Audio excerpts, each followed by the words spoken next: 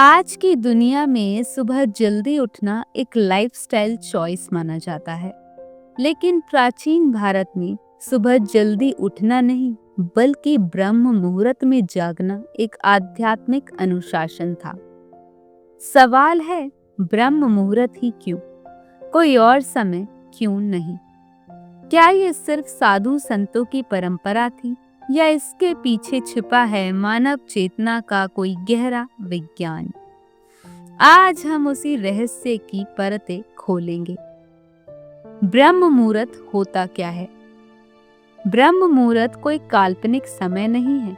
शास्त्रों के अनुसार सूर्योदय से लगभग 1 घंटा 36 मिनट पहले, यानी सामान्यतः 3:30 से 5:30 बजे के बीच का समय कहा गया है ब्रह्म का मुहूर्त, अर्थात ईश्वर से जुड़ने का सर्वोत्तम समय।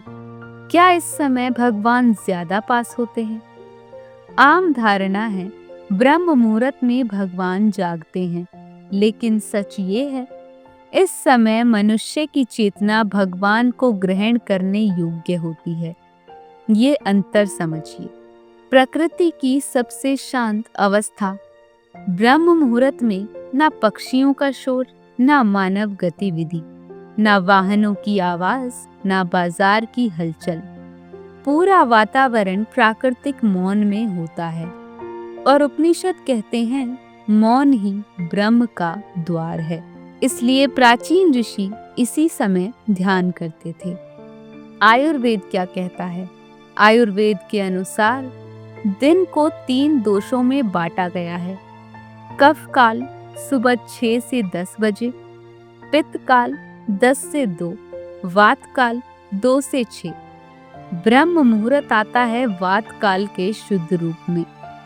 वात गति, सूक्ष्मता, विचार, प्राण।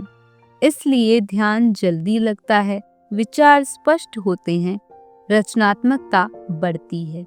विज्ञान क्या कहता है? आधुनिक न्यूरोसाइंस के अनुसार सुबह 4 से 5 बजे के आसपास मेलाटोनिन कम हो रहा होता है।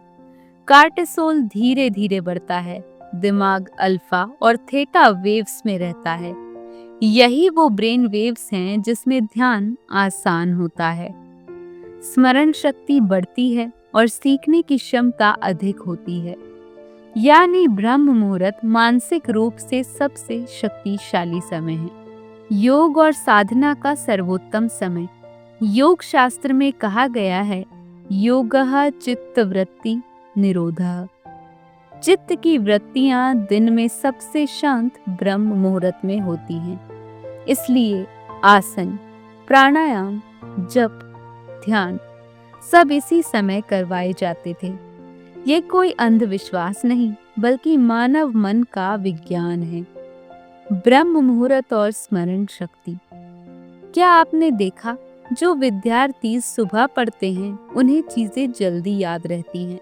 प्राचीन गुरुकुलों में शास्त्र अध्ययन, मंत्र कंठस्थ करना, वेद पाठ सब ब्रह्म मुहूर्त में ही होते थे, क्योंकि इस समय मन रिक्त होता है, भराव नहीं। वैज्ञानिक रूप से इस समय हवा में ऑक्सीजन की मात्रा अधिक होती है, प्रदूषण न्यूनतम, नकारात्मक आयन कम। यही कारण है कि ब्रह्म मुहूर्त की हवा औषधि के समान मानी गई है। ब्रह्म मुहूर्त कोई समय नहीं, ये एक अवस्था है। एक ऐसी अवस्था जहाँ मन जागता है, अहंकार सोता है और चेतना खिलती है। अगर आप जीवन में स्पष्टता चाहते हैं, शांति चाहते हैं और अपने भीतर की आवाज सुनना चाहते हैं, तो एक बार ब्रह्म मुहूर्त को अवसर दीजिए, क्योंकि जब दुनिया सोती है तभी आत्मा जागती है। अगर आपको ये वीडियो पसंद आया हो तो वीडियो को लाइक और चैनल को सब्सक्राइब करना ना भूलें।